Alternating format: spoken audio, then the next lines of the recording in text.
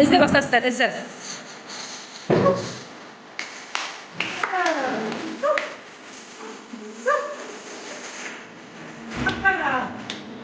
Sürpriz. Ele bak.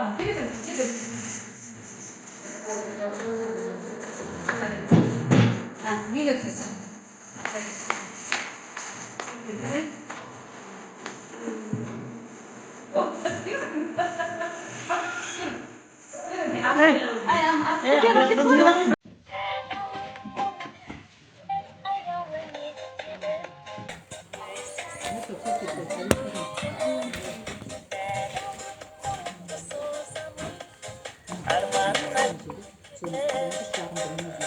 Жоқ, білем ғой, мен айтпаймын ғой, мен қазір айтып қойсам болмай қалады ғой.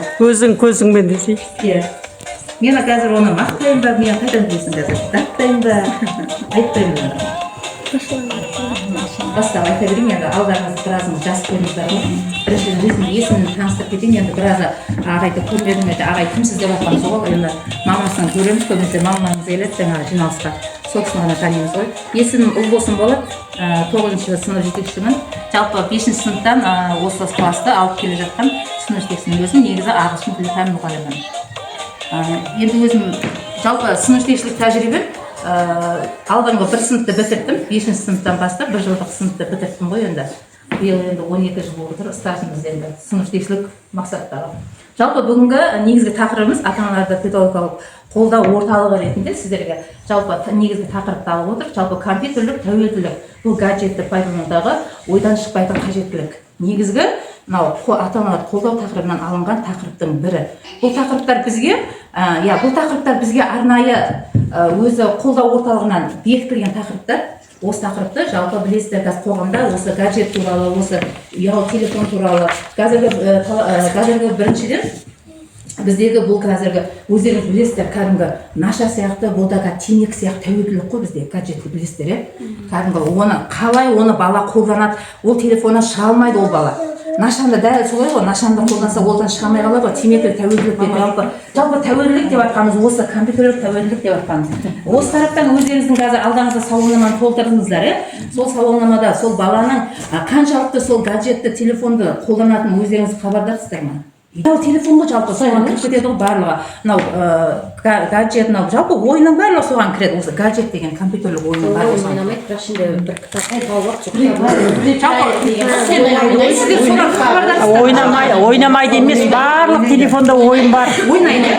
Содан сіздер не көресіздер, баланы не ойнап жатыр, кәдімгі не жасаватсыздар деп хабарласыздар ма? Соған хабардар болыңыздар. Себебі интернетте қазір өте қоғамда мынау сіздердің тәрбиелеріңізден бөлек басқа тәрбие өрге салынып жатыр.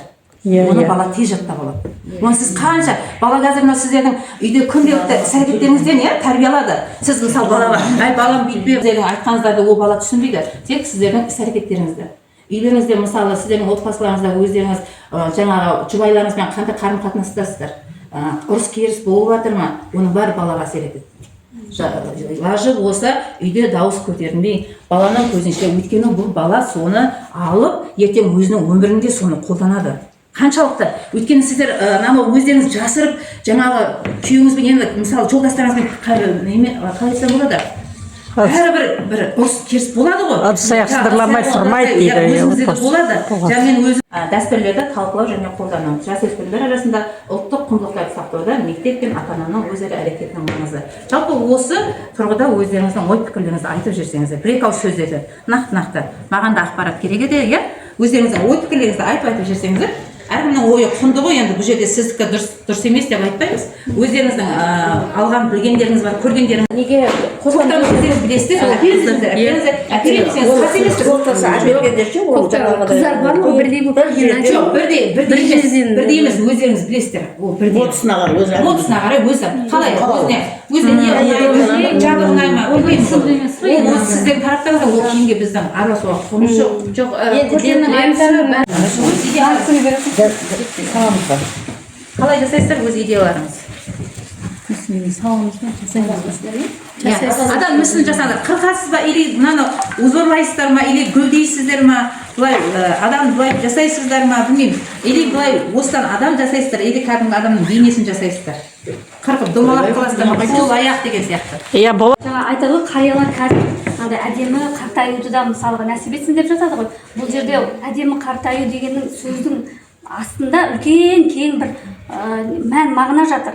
Яғни үйде отырған ата болсын, әже болсын, алдындағы немересіне, мысалға қыздарымызға неден 40 үйден кию деген сияқты, ұлдарымызға жаңағы өзіміздің ұмытылып бара жатқан салт дәстүріміз болсын, құндылықтарымыз болсын, солардың барлығын есіне салып, өздерінің басынан өткендер оқиғаларын айтып, соларға тәлім тәрбиесін беріп отырса, ол үлкен бір бала, яғни ата мен әженің қолында өскен бала жаман болады деп мен ойламаймын.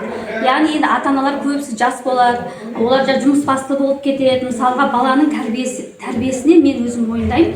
Кейде біз тым андай үлгере алмай қалып жатамыз. Мысалға әкелеріміз көбісі қазір өздеріңіз білесіздер, көбісі вақты жұмыс істейді. Мысалға 15 күн жұмыста болады, 15 күн өзінің басқа шаруаларымен кетіп қалады. Мысалға сол кезде балаға мысалы ақыл айтатын үйде кейде адам болмай қалады. Ал енді жаңа атасы, әжесі болса, олар енді үнемі ғой қасында ғой баланың үнемі үйде. Сол жаңағы өзінің ақылын айтып отырса, бұл үлкен жаңағы тәрбиенің басы деп білемін. Рахмет. Жалпы келесі қайсыңыз? Кезекте оқи беріңіз. Жиналыста ең бойы ұзын ата-ана кім бойы ұзын? Ана кісінің бойы ұзын. Жоқ, сіздің бойы ұзын емес пе? Жоқ. Сен екеулеріңіз құшақтай берейік қой.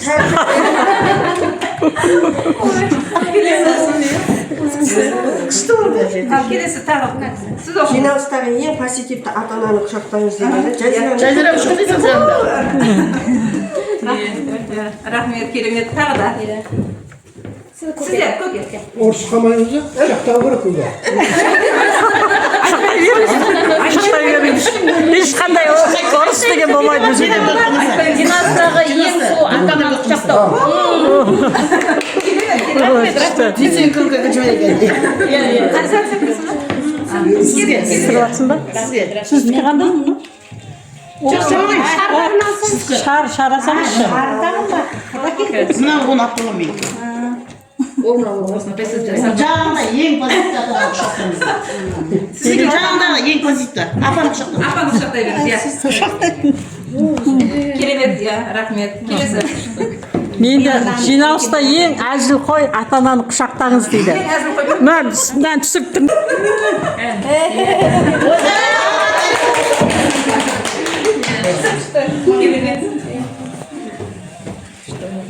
Келесі сіз.